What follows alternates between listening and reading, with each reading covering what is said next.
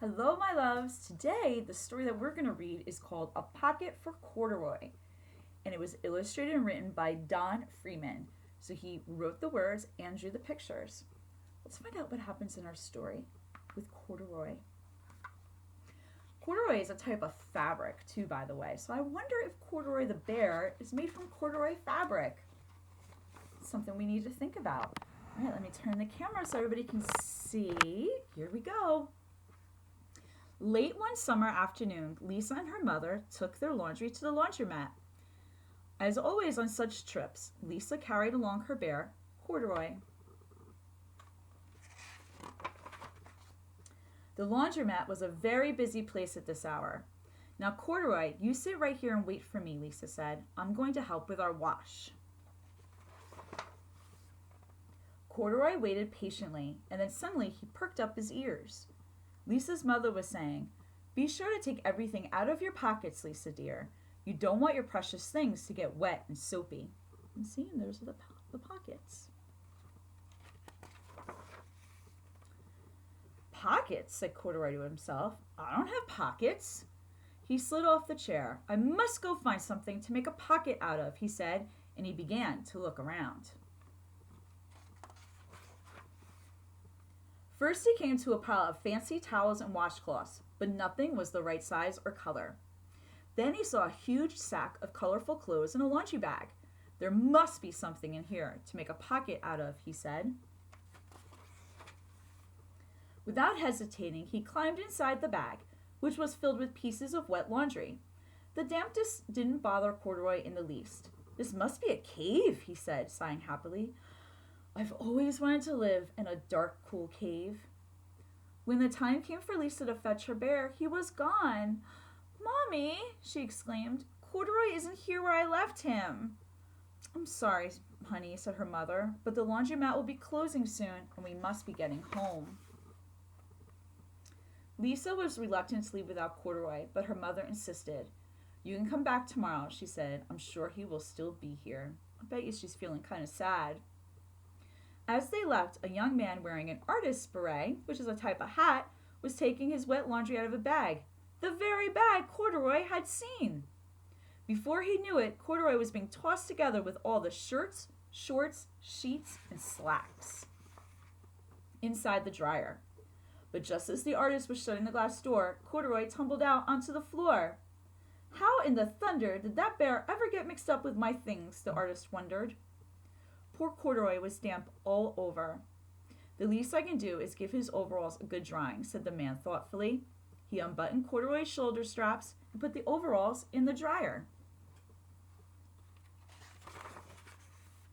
Corduroy grew dizzy as he watched the clothes spinning around, but the artist became inspired. This would make a wonderful painting, he said, as he took a sketch pad out of his pocket and began drawing the swirling colors. I can hardly wait to get back to my studio. Finally, the dryer stopped whirling, and the man gathered up the clothes. He helped Corduroy put on his warm, dry overalls. All at once, the manager of the laundromat called, Closing time! Everybody out! Corduroy was gently placed on top of a washing machine. I wonder who that bear belongs to, said the artist as he was leaving. Seems to me he should have his name someplace. He's too fine a fellow to be lost.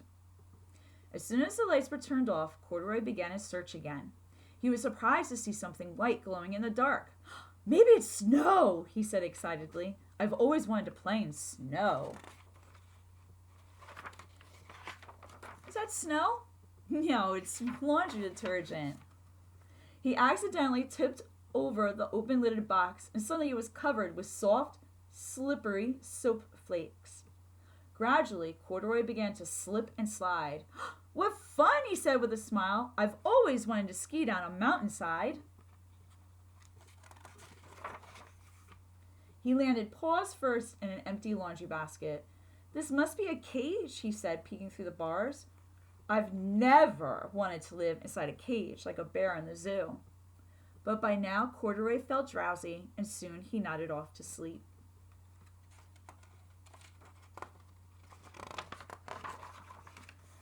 Next morning, when the manager came to open the door of the laundromat, there was Lisa waiting. I left something here yesterday, she explained. May I look around? Certainly, said the manager. My customers are always leaving things behind. Lisa was searching under the chairs and in the back of the washing machines when they heard the manager call her. Is this what you're looking for, senorita?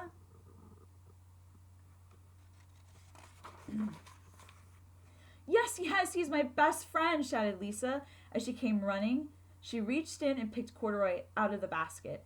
So this is where you've been, you little rascal, she said. It's time I took you home. Lisa thanked the manager and ran out the door and down the street, holding Corduroy tightly in her arms. I thought I told you to wait for me, she said. Why did you wander away? I went looking for a pocket, Corduroy said. Oh, Corduroy, why didn't you tell me you wanted a pocket? Asked Lisa, giving him an affectionate squeeze. That very morning, Lisa sewed a pocket on Corduroy's overalls. And here's a card I've made with your name on it for you to keep tucked inside.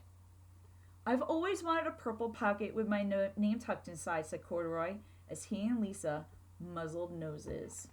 The end. Did you guys like that story? Do you guys have pockets on your clothes? Can you count how many you have and maybe let me know? I love and I miss you guys very much, and I want you to stay happy, healthy, and safe. And I will see you soon. Love you.